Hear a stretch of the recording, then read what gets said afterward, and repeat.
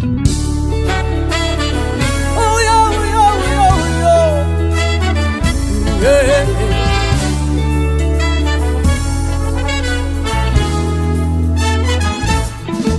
I'm a fighter, fikile kweli shumi. Fighter nditivu magamnande. I'm a fighter, fikile kweli shumi. Fighter nditivu magamnande. Okay, hello and welcome back to another installment of EFF President Manifesto Monday. This is a segment where we try and break down the EFF 2024 National and Provincial Elections Manifesto. Today my guest is fighter Sonwabile Dwaba. He is a former president of the University of the Free State. He also holds an honors in management accounting and a PGD in financial planning. Unjani President? Don't be in the corner. I'm Dasekaya. How are you? So our conversation today will be based on the engine that is carrying all sectors of the economy. We're talking about how the EFF is going to be financing all the plans that it has, the plans to increase grants, the plans to create more jobs. So I just want you to try and touch briefly into the financial sector, the fiscal and the monetary policy, just to give us a brief summary on what the EFF is intending to do with all these three sectors. Again, thank you very much for the invite. It's an absolute honor. And I think I must first, before I start, I must just appreciate this podcast and this initiative, because it dissects and explains to people into layman's terms what is the plans of the economic freedom fighters. So I think it's for me, like I said, it's an absolute honor being here. Obviously, I'm very nervous. And I'm here in the Free State, where I have spent many years in this province as a student, yes, and so on. I think coming to what you're saying, the topic of today, the EFF is accused of a lot of things. You find that the EFF is selling dreams, jalo jalo. In some cases, you can think it's understandable, but when you read and go deeper into things, and as someone who's been in the EFF for quite some time, there's one thing I appreciate the EFF. The EFF consults. They consult in depth. They consult communities, community members, community leaders, exactly, professionals as well, and in different sectors. I'll give an example. In the 2021 local government elections, in drafting that manifesto, I was also in the process of collecting Naziga Zakona. So a lot of people, even then, criticized the EFF to say it's just a wish list. It's a wish list that it's unattainable. It's not really something that is well thought through, obviously. It's just to sell people dreams. But I challenge you, when you have time. Yes. Apologies, I didn't greet any of you. Apologies.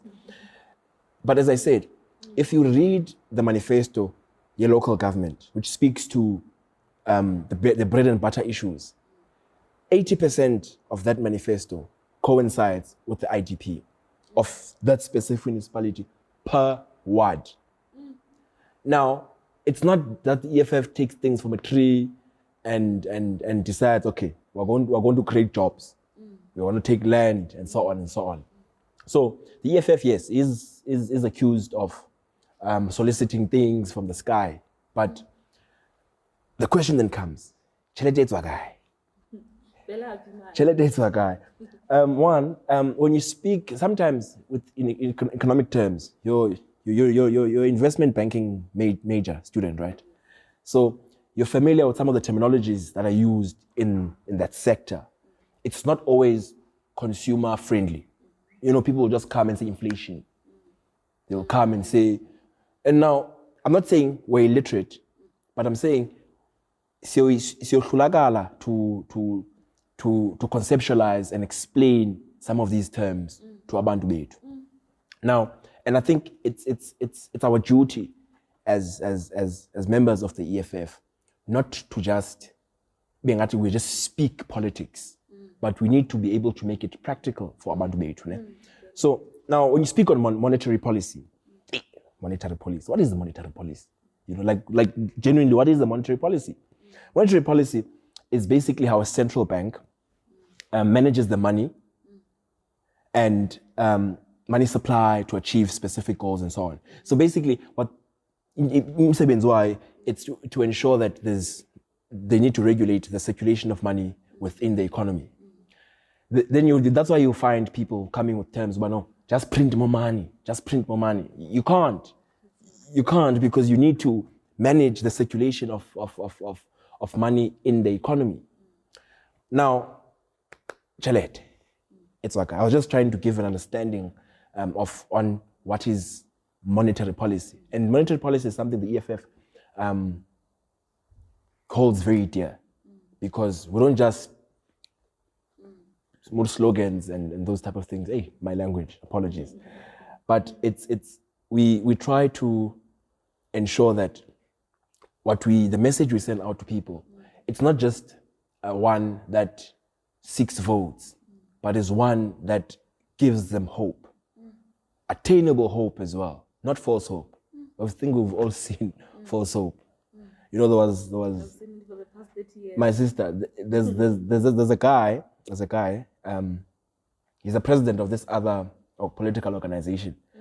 They always criticize this one chap, a former president of theirs, to say 9 wasted years. I'm sure we've all heard that term. But this one was also part of that 9, even though it's not the full 9. Even the previous one. Exactly. So he was part of the 9, And I remember in 2015, the then president of that organization, he gave this one responsibility to head war room. That was in 2015. We're in 2024, and we're being threatened about having stage 16 load shedding. So the EFF is not that. We don't just give promises. But that was just on a lighter note, just to also, sing alibali, like it's nazo.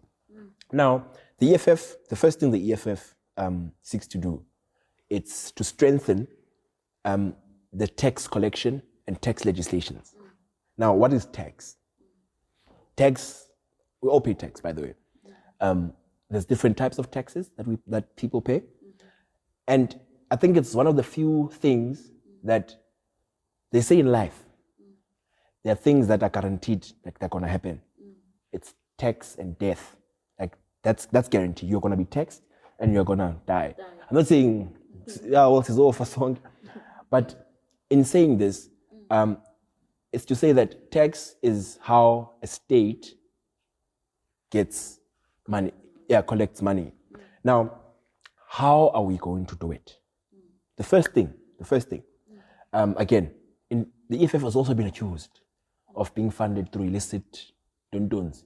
It's always flying, but no, they're funded by this, they're funded by that. Exactly. Yes.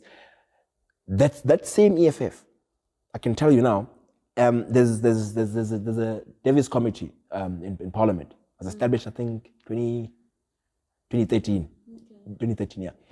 The EFF in 2015, this is like 2 years after its existence, they gave a submission on illicit financial flows, on how we should combat illicit financial flows. In this very same manifesto, if you read it, it's very lengthy. It's like 200, it's a lot of pages. It's a lot of pages. Now, the one thing about illicit financial flows, it says there, we're going to collect 100 billion from illicit financial flows. 100 billion. So the 100 billion is the money that is currently being lost through illicit financial flows. Yeah. The money that we are losing currently. Yes. Again, what is illicit financial flows?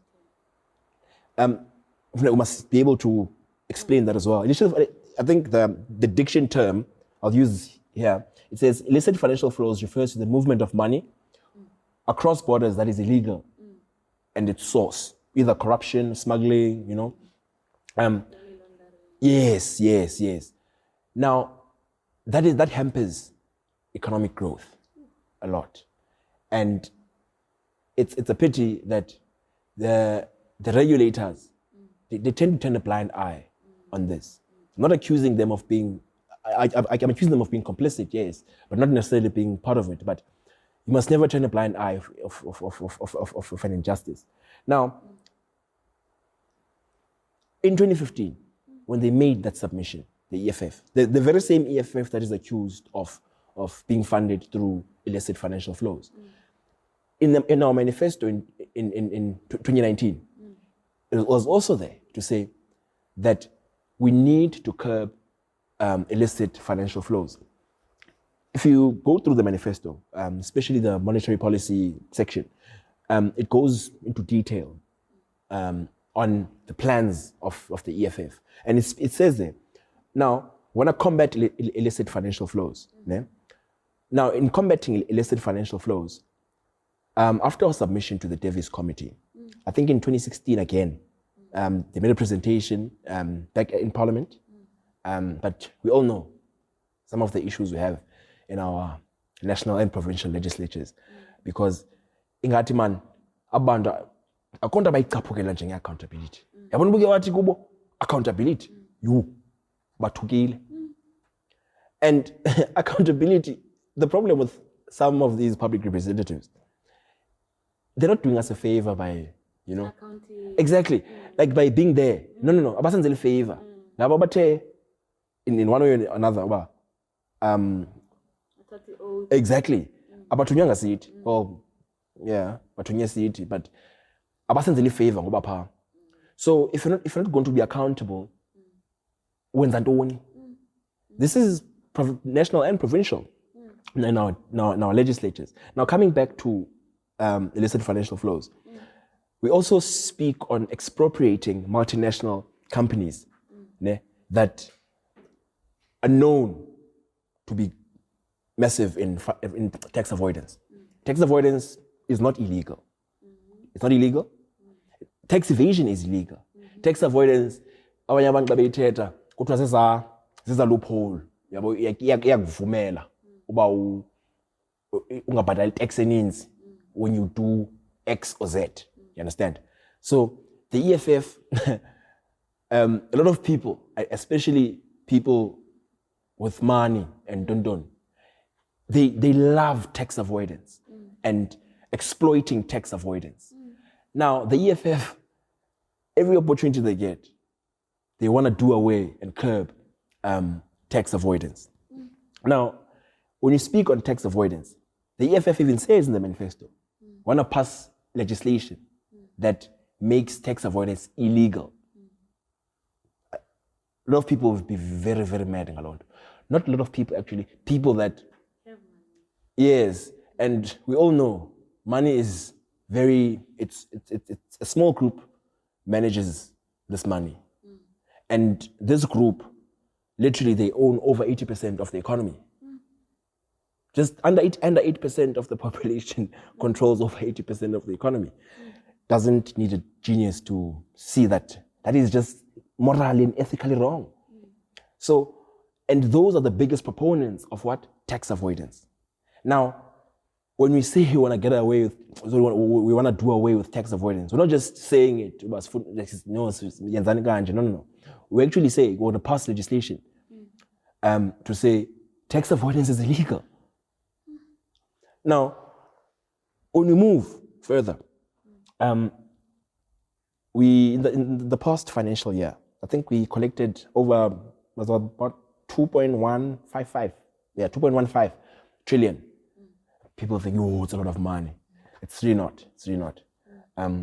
Well, it is, but we have a lot of challenges in the country, massive challenges of roads, housing, just basic sanitation, basic services. And this money, it needs to be cascaded, obviously, to national, provincial, and local. The EFF has always maintained a position of there's no need for that provincial layer. Because the provincial layer, ibetha ntoni, imali ingafika apha ezantsi. Because you and I, and our community members, base local. Now, you find that a budget, go, Free State, it's an annual thing, it's like a song of the year. Money has been taken back to Treasury. How? When roads are the way they are. Oh, How? When houses, when people don't have houses, people don't have sites, nothing. Then how do you return 600 million to Treasury? And then they'll tell you that no, I get it when you get grants and funding from National, you need to submit a business plan, obviously. Because if they're going to give you this grant, you must be able to substantiate all the savings and join. But not just say it, but you actually have to do it. But this is your infrastructure project, and this is how you're going to follow through, and so on and so on and so on. And it's budgeted as well. Now, the problem here is that, I'm making an example with the Free State, that you have people in these positions that, they're just put there, for whatever reason, known to them. And most of them don't qualify. that reflects a lot on the type of governance that we have, and it boils down to showing that to a certain extent we can't expect them to be able to do certain things because you find a director in the finance department that has a mix in the finance.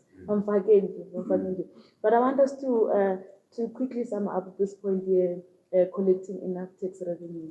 So like you've broken it down, that is the money that we collect from abantu abasebenzayo and then VAT and all these other type of taxes is the money that helps us to be able to finance programs that we want to do in the country, that is fixing roads, getting people houses and young people.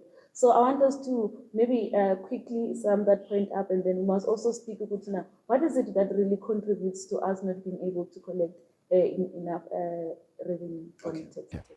Okay, now just on that, I think when I spoke on the 2.1 trillion, like I said, there's various taxes we have. Like we have personal income tax, have your corporate income tax. Like the corporate income tax in the last financial year went down by 31 billion. Like, how does it get there? Yeah, obviously, you understand that the tax years and how they operate, government and companies operate differently. But what SARS does, I get it, they have unyaga wabo. So they don't take imali yabo ekugqibeleni. So they take it constantly, there's nothing wrong with that. That's how it's actually supposed to be, because it needs to be fluid. But you look at the personal income tax. Personal income tax grew by 49.5 million. The EFF then says we need to increase corporate income tax from 28 to 32%. Now, again, just like tax avoidance, it's not something corporate wants. Because, and we know who's corporate again. We addressed it by 80%, 80%, exactly. Those are the things that hinder us, because I remember in Fees Must Fall, it was one of the topics we used to have at the time. No, but someone has to pay for it. Someone has to pay for it. I remember at the time, obviously, for us, it was not really informed that much at the time. We even said, no, increase it by 0.5, corporate tax, increase it by 0.5. But just to show the current government how evil they are, instead of increasing that one, when you say VAT, what is VAT? VAT affects all of us. The EFF even says in the manifesto again, but we're going to decrease VAT from 15 back to 14. Yes, there's exemptions and there's zero-rated items, but a zero-rated item and an exempt item are not the same. Because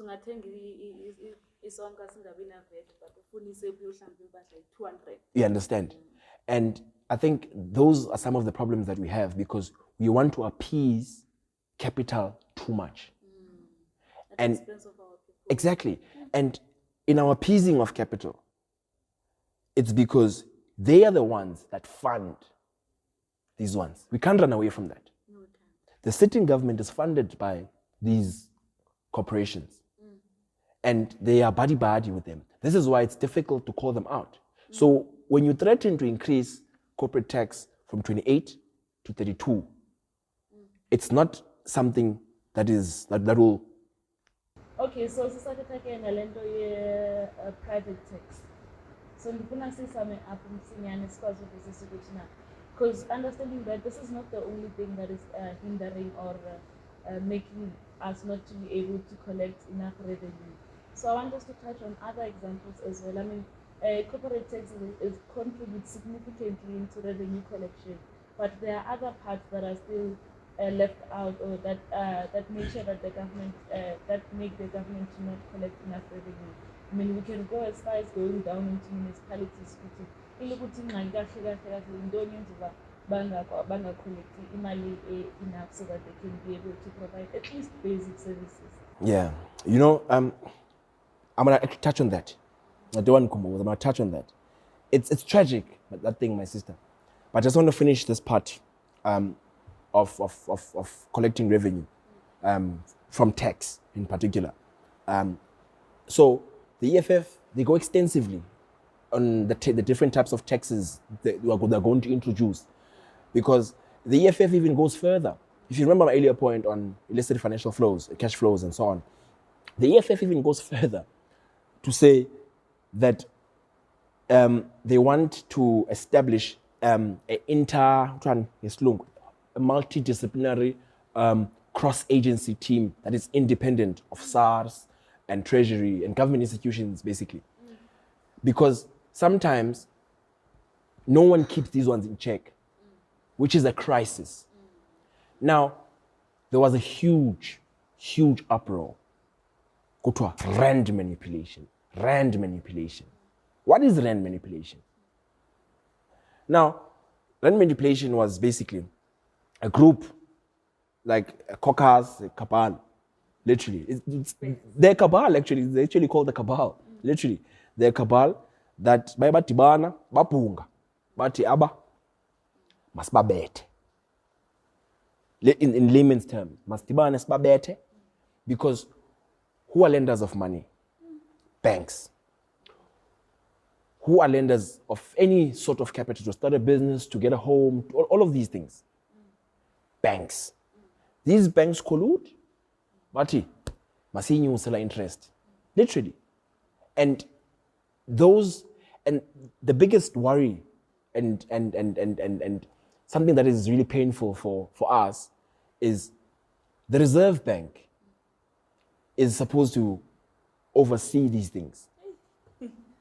The former minister, the EFF in 2019, also alerted them to say, hey, my man, don't leave this thing of rand manipulation. EFF again was accused of politicking.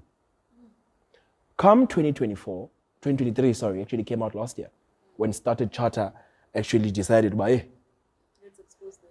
Yeah, it's not because they were their conscience now, but it was just, babetage. So, again, the EFF was vindicated for something they'd said that they were accused of politicking. So, rand manipulation, it comes back to the central bank, which is the Reserve Bank. What did they do about this? Tito Mboweni was the minister then. And what you know, you're politicking, what. The EFF even has something in the manifesto that speaks to that, to say former governors of the Reserve Bank should not be eligible for public office in parliament and so on and so on. Because I know he's busy cooking with garlic, a lot of garlic now, that chicken he always cooks. But he misled us. And this was on his watch. And the EFF is clear on what must happen on those banks. They need to be delicensed. Those banks need to be delicensed. And we can't continue, it's business as usual. Now, when we come to the Reserve Bank, we say, we want to nationalize the Reserve Bank. The rand is going to plummet. The rand is going to this. The rand is going to... Exactly. Markets react all the time. All the time they react. Now, what is the Reserve Bank? It's always important that into squares we take the sagakle. Uba bayazi abantu bayintoni Reserve Bank. In just in layman's terms, it says the Reserve Bank is a central bank that is responsible for managing national payment systems and administrating a country's remaining exchange rate and controls. And basically, it's the bank of government. You know, someone who is a banker yako can't just mislead you because they know what's happening, you know, in the economy and the bank and so on. So if now, let's say you want to buy a property, you can't just buy property that might be overvalued or undervalued. Your banker must be able to say, hey, my man, wait, let's first value this property that you want to buy. So if the country's banker is sleeping on duty, we don't have a country. It goes back to private again. You understand? Now, who are the owners of the Reserve Bank? Reserve Bank, the shareholders actually, the shareholders. There's over 800 shareholders. These big companies are there, Absa, Discovery, and so on. Their shareholders. Yes, they're over 800 shareholders internationally, not just Mzansi.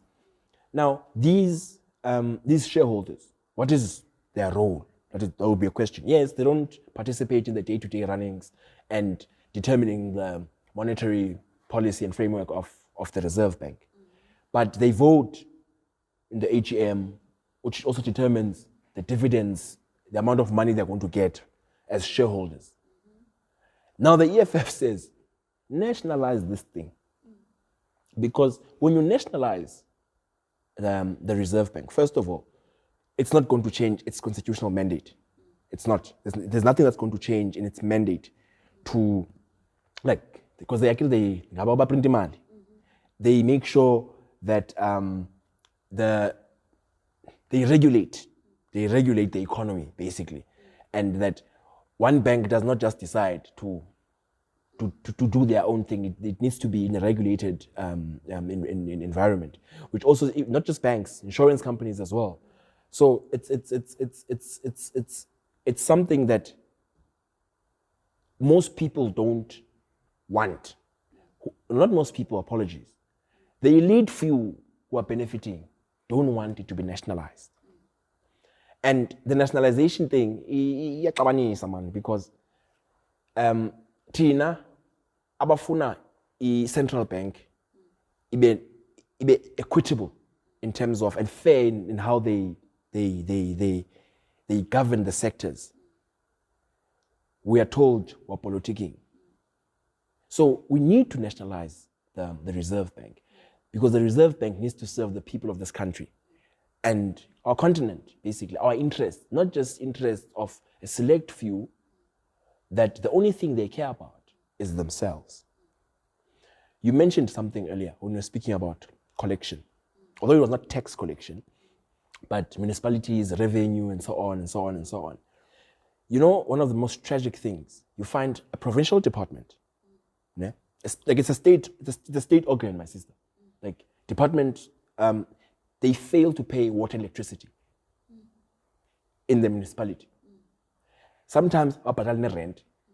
Now uzibuze, if urhulumente akakwazi ubhatala amanzi, lo muntu ofana 350 uzawubhatala njani amanzi?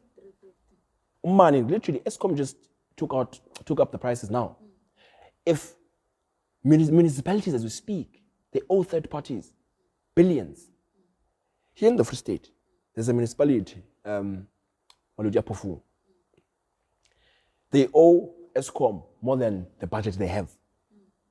Like you'll have a budget, let's say 10 rand, to spend for the year, 10 rand, but you owe someone 15 rand.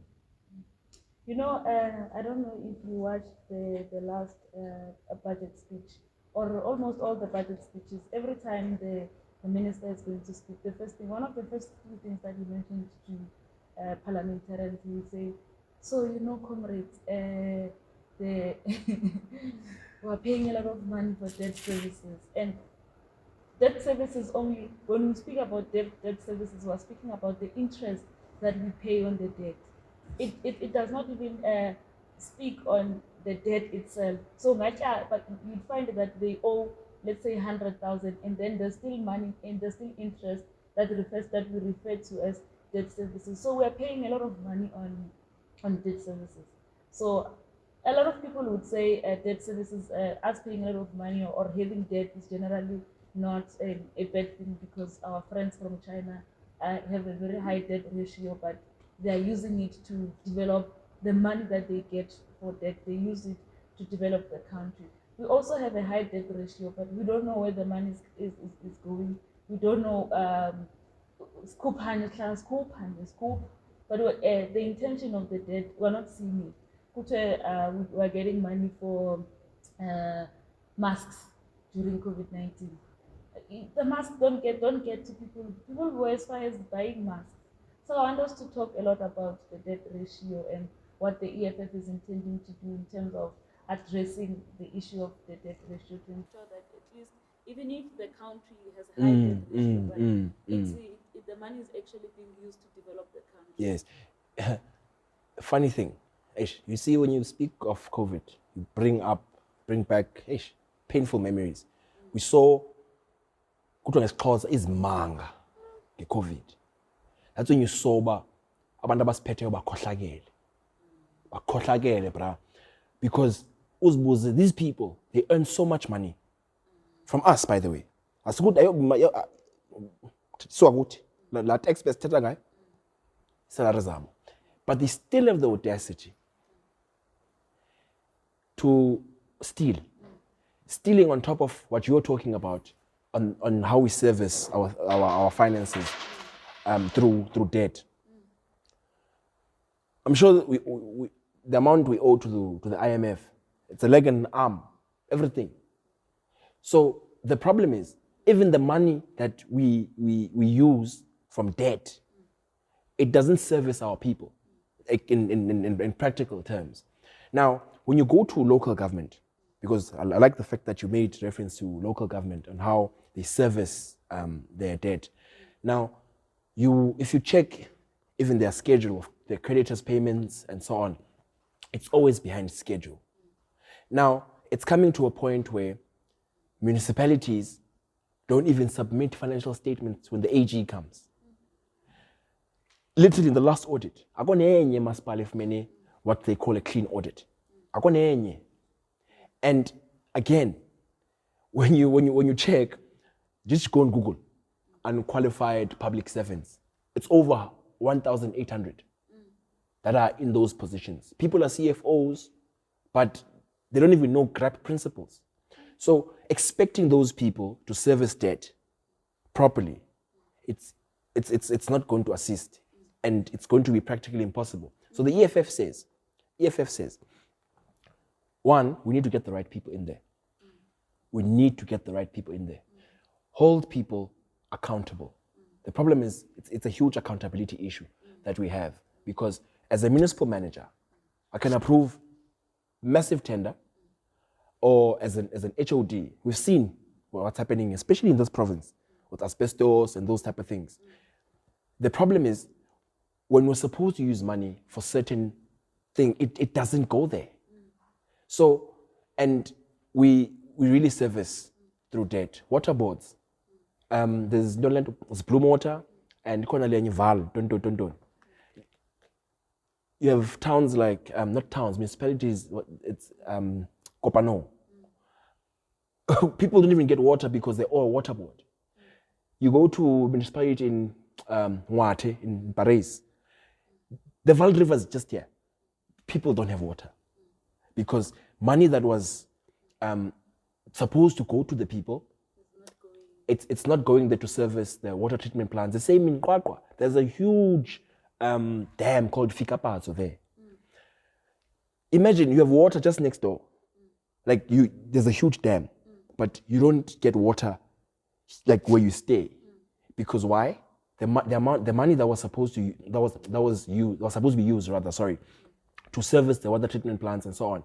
In 2020 or 2021, Minister Water and Sanitation at the time, Mamo Sisulu, she came in Kwakwa. She even says, I'll paraphrase, we have over 200 million ring-fenced for what? To fix the crisis of water. What do? Water tankers. Water tankers, what is water tankers? Tenders. What is tenders? Ukutya kwabo. Indlela batya ngayo. And most of these municipalities, kunento ebizwa kickback. By Tandiga. You know what's a kickback, right? We now it's like this. We discuss. Okay, Mama, how much is it to print these booklets? The cost price is 10 rand to print a booklet. Okay, Mama, like. But you must send 25. And you know, there's let me actually say it. There's a service provider in a municipality in the province during COVID. That's when you see the cost price to fumigate, like certain meter squared, don't. It's about 9 rand. That's their normal cost price. But now, whether that we come, but it's 33 rand. Over 400% increase from your normal cost price. How? So, Ndiakoba President, the contributing issue to us having a high debt ratio is the money that is borrowed in the name of developing the country or addressing issues that come with the pandemic is not being used for that. But I also want to know, now, what is the EFF saying now with this? As much as that isn't a problem, there's another problem on top of that one. So this problem is us borrowing money, and then when we borrow money, the austerity measures that those countries put they put us in a lot of trouble. One, they would threaten the sovereignty of the country. Two, they would also want to take out certain assets from a country, use them to develop their own country. So should we then continue borrowing money from these international financial institutions? Should we now move with the new development bank that at least maybe its austerity measures are not as hectic as the ones that are imposed by international financial institutions? So is the EFF saying, should we continue, if we borrow money, should we continue borrowing from them, or should we just, do we have a plan of creating wealth in a different way? Yeah, we actually do. Yabona, there's one thing we need to always be cognizant of, is that we'll always be threatened with sanctions and don't if you don't appease, obviously. And I think I was not born at the time when we got freedom, obviously. But when you do your own research, obviously, you actually realize that they were also threatened. No, the rand is going to plummet, it's going to do this, it's going to do this, it's going to do this. There's going to be civil war, a lot of things that they said are going to happen. And people are going to leave. The same thing they say about the EFF. Investors are going to leave. Now, investors and money lenders as well across won't be doing any trade with us. And then the one thing about politicians, and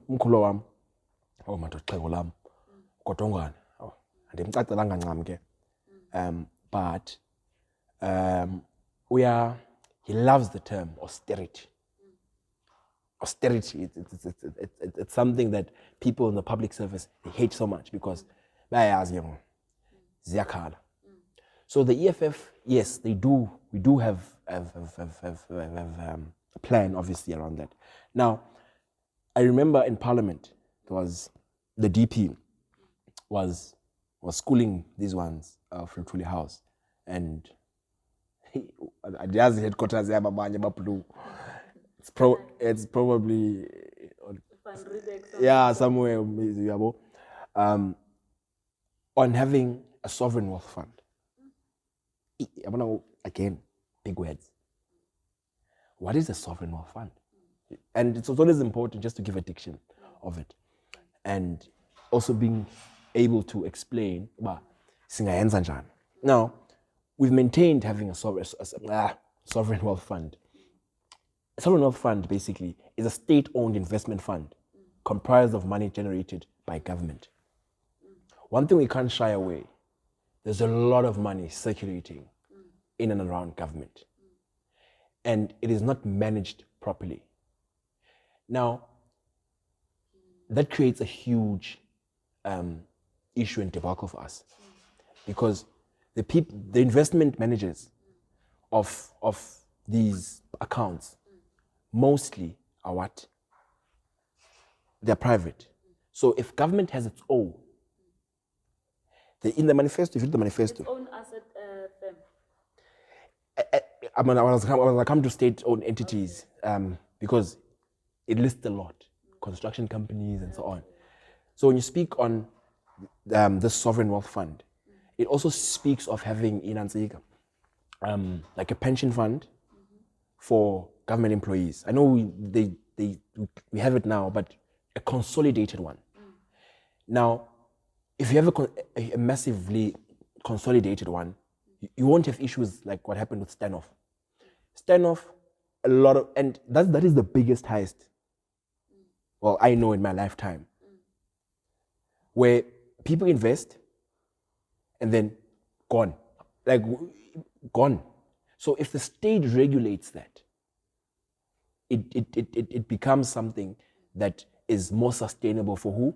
The state. And there's a term they love in accounting, that's the going concern. So we need a sovereign wealth fund that will benefit who? That will be run by the state to benefit the state. So it's not just limited to tax collection and so on. But I think that is, there was even a snippet, if I remember, of Bayelo claiming that no, this was our idea. Sometimes it's not necessarily, it doesn't really matter who came with the idea. Ideas are good. Implementation, my sister. Like you can, if you look at the NDP and all these documents, it was our project Vision 2090. Some of them, they look good on paper, but implementation, that's the problem that we have. Some of our policies are not too bad, but it's the drivers. You know, you can, if you take me now to compete with Max Verstappen in Formula One, it's a great car, but the driver, it's not that great for now. Just saying. Yeah. We're working on it. Yeah. So yes, there is obviously that option that the EFF is advancing as a government in waiting. And izokwenzeka phofu yona shem. Bethanda bengathandi. And in the Villa Banya, they even want independence from the country. And you know the nice thing about the EFF's plan of creating a sovereign wealth fund is the fact that the sovereign wealth fund will not even focus only on investing in government bonds or corporate bonds.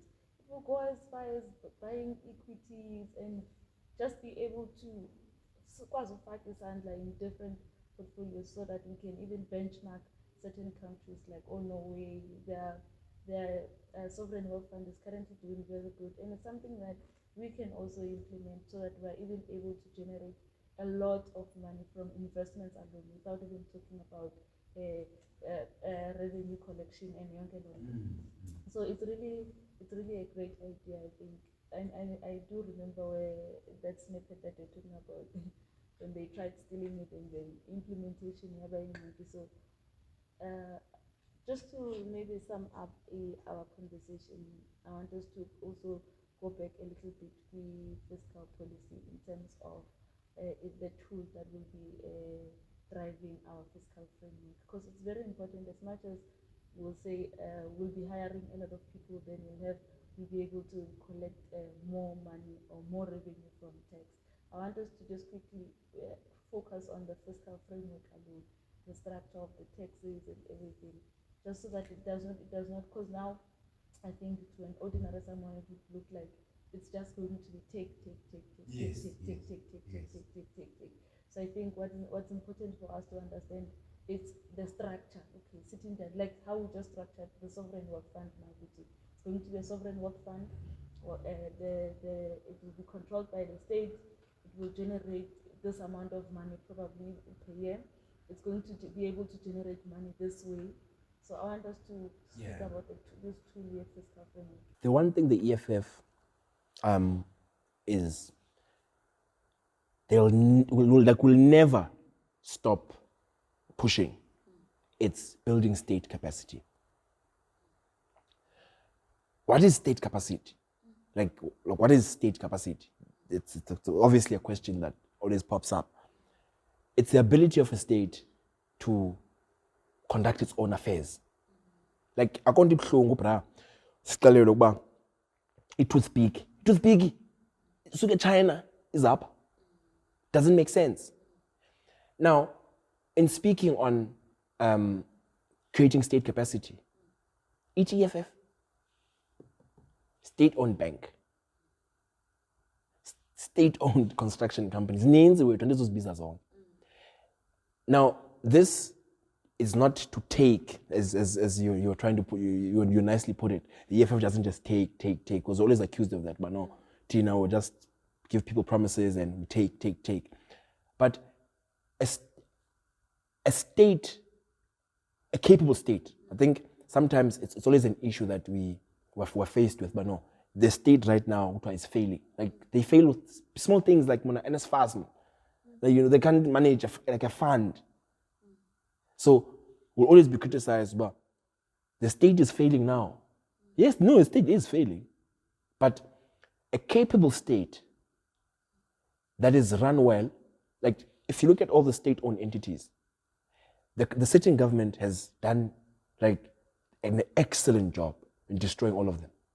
Like all of them. It's like they compete. SAS mbethanga kakhulu. Sibulalo Eskom. Thengiso Telecom. The EFF says,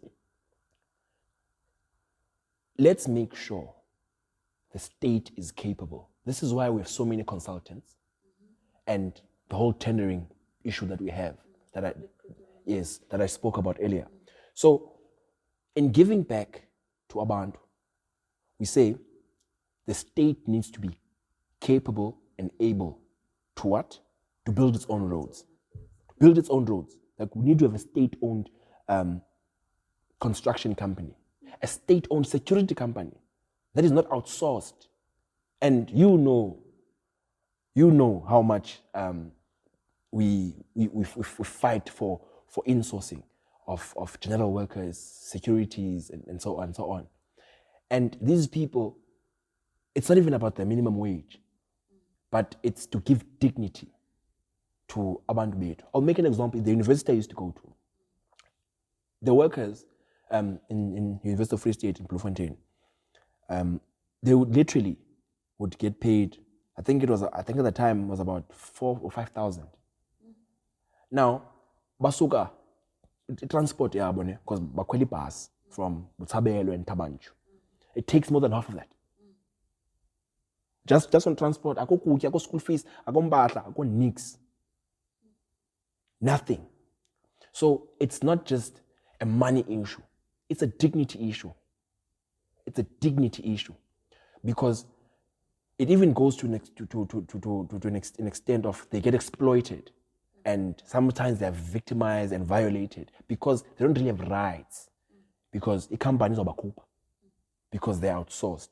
So when you create state capacity, we absorb these people. The question then comes, chelede. The money is there, my sister. And we didn't even touch on corruption. I think that's not for today, obviously. But corruption is literally one of the huge hindrances we have because imali just goes away. So we need, in fact, we are going to establish a state-owned bank. People are going to come and say, they always say this thing. And sometimes it's sad because they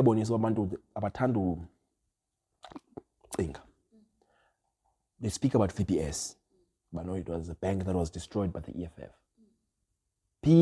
Like on a serious note, and you talk about as a member of the EFF, like genuinely, like go to no bani, yaza mahim. Actually, around this question of creating a state-owned bank, there's the provincial authority. The regulations, recently I saw a post, there's a new bank, it's in provincial bank. It's called YMBN, I think. The CEO is Ms. Nationalizing. She has been pushing for the bank to be registered for the past 9 years. Yeah. For it to be registered only, Baba Fumeni license. So I want us to talk about this requirements as a provincial authority. Now, does this how are we going to be able to move past that so that development of people here in South Africa is urgent? Because we can't afford to have another 10 years of waiting for us to for the bank to be registered, then the bank starts operating. So I want us to know how we're going to operate around the ridiculous requirements the potential authority. It's not just limited to that, by the way. In layman's terms, use a red tape. I think maybe in our next episode, when you speak on procurement, that's when you understand the red tape that exists, especially for upcoming, by visa in business, barriers to entry. Because the existing people, abafuna abanye bangene. Now, with prudential authority, what is prudential authority? It is to ensure that the financial systems that serves all the citizens is safe, sustainable, and fair. So this was enacted, like I said, in 2017.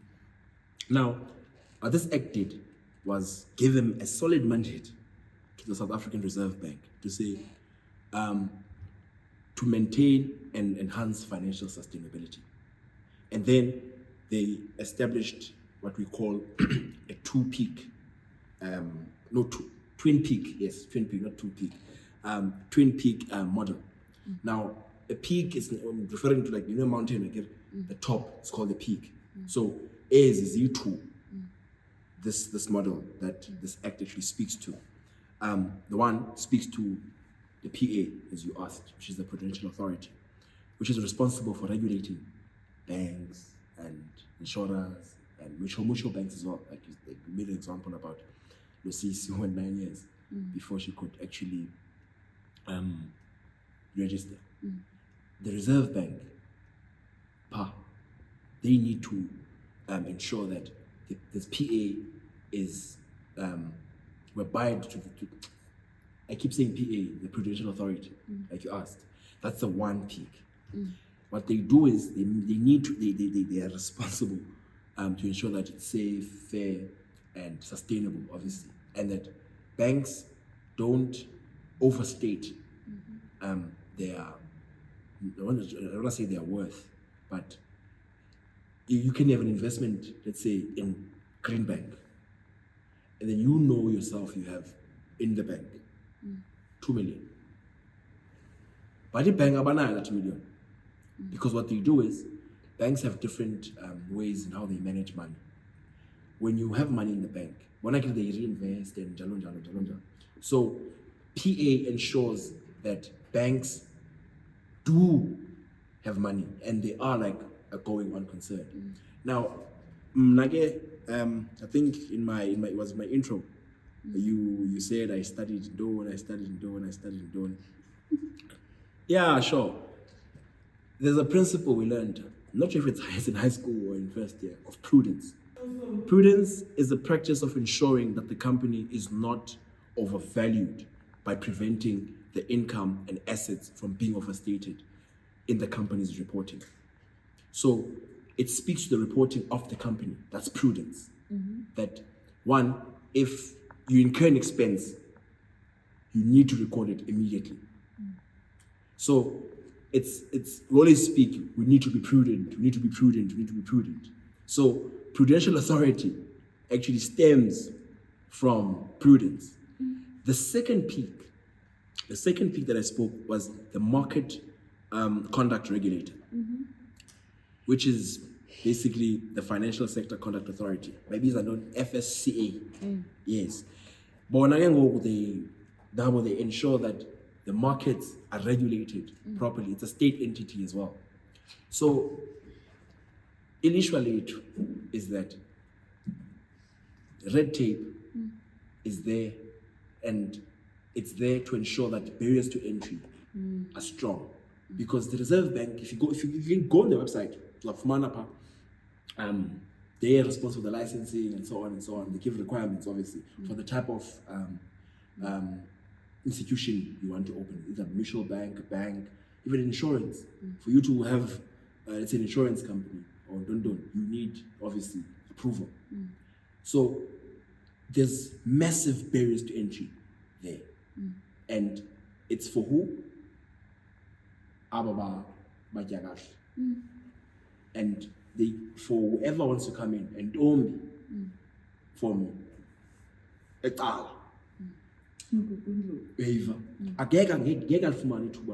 Because it's so stringent and, as you put it, so the EFF, when they say they want to nationalize the Reserve Bank, it will also be to curb some of these barriers to entry. Because as much as the EFF is advocating for a capable state, the EFF is not closing out private business. They're not closing out an entrepreneur who wants to, let's say, open a firm in investment banking. No, not even. They need Ndombi, because what does Ndombi do? She creates jobs as well in her firm. She develops actually the economy wherever she is. You get my point? So the EFF is not anti-private business. The EFF just needs a capable state. So the EFF will definitely curb what we call barriers to entry, like the issue you just raised, which was a perfect example. And PA was one of the tools that was used to ensure that banks don't, like, abaz loudly, because by the time was loud, but like go manipulation, although it's not really tangent to this, by louder, and the people that are supposed to be regulating because they can be accused by now. So we need to do away, and we will do away with the barriers to entry. And prudential authority also eyes was better if it's if yenzo kahle. I think yes. I think that answers your question. Yes. The one thing I appreciate about the EFF is how the EFF is not just a you did this political party. We know the state we're in. Every year we get a State of the Nation address. This year we even got it like it's late. The EFF is not just focused on the issues that we have, which is the biggest issue, obviously, I think we're all cognizant, is the African National Congress. That is one of the biggest issues we have in this country. The EFF is not too fixated on that. EFF is solution-based. And any sane and sober person, take time. Must take time. I feel like sometimes people have obviously a preconceived notion of the EFF. Take time, just read the manifesto. And you can also do your own research on some of the feasibilities on those commitments. I don't want to say promises, it's commitments. The EFF is the only party, not just about vibrance, the only party that takes accountability and governance serious. What we need right now is capable, ethical, and transparent leaders. Leaders that are also very decisive. 2024 is our 1994. Some of us were not even born in 1994. And we get accused that it's but the reality we're living in right now, most of us are Tintswalos in our own right, but the state has failed us. Tintswalo was failed by the state. So with that being said, 2024 is our 1994. Vote EFF. National and in your province. There you have it. Thank you so much, President, for joining us, for having this conversation with us today, and even going as far as encouraging the people who are watching this video. I think all of them have heard how the EFF is going to fund all these commitments that they have. Thank you so much for that. Please do click like and then subscribe follow us on all our social media platforms, and keep your eyes on our YouTube channel for the next episode of EFF Free State Manifesto